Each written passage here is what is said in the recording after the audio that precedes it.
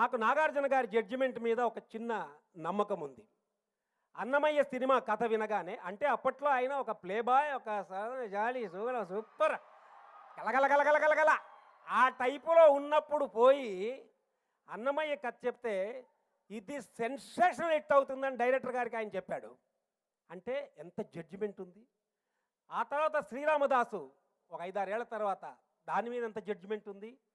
ఆ తర్వాత ఈ ఓం నమో వెంకటేశాయ కథ చెప్పడానికి వెళితే, అంటే వెంకటేశ్వర స్వామి భక్తుడు అనగానే ముందు ఆయన చేయడానికి ఒప్పుకోలేదు.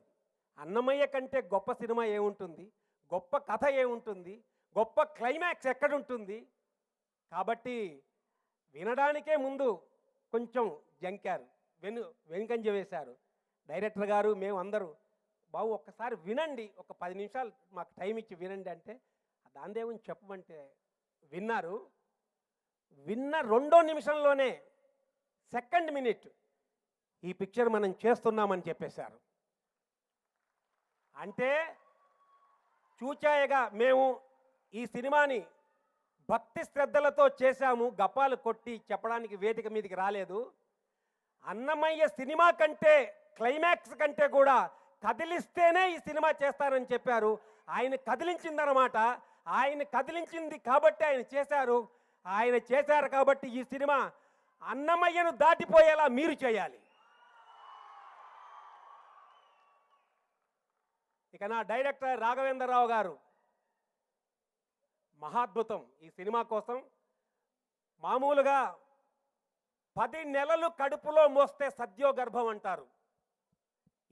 ఈ సబ్జెక్టుని నేను డైరెక్టర్ గారు 10 సంవత్సరాలు కడుపులో మోసాం. 10 ఇయర్స్ నుంచి సబ్జెక్ట్ తయారవుతోంది. ఇది తప్పకుండా సత్ఫలితాన్ని ఇస్తుంది. దీనికి కీరవాణి గారు ఒక దిక్కు, అందాల తార అనుష్క గారు, ప్రజ్ఞా జైస్వాల్, మా జైన్, అసలు సౌరభ్ జైన్ వెంకటేశ్వరుడే వచ్చి యాక్ట్ చేసినట్టుగా ఉంటుంది, అంత ముద్దుగా ఉన్నాడు ఆయన. అలాగే ఆర్ట్ డైరెక్టర్, అన్ని రంగాల వాళ్ళు ఈ సినిమా కోసం బాగా పరిశ్రమించారు.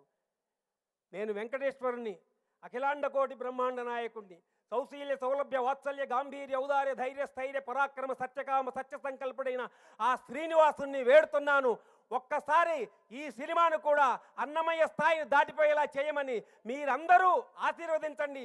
ఏడుకొండలవాడ వెంకటరమణ గోవిందా, వడ్డికాసులవాడ వెంకటరమణ గోవిందా, ఆపద మొక్కలవాడ వెంకటరమణ గోవిందా.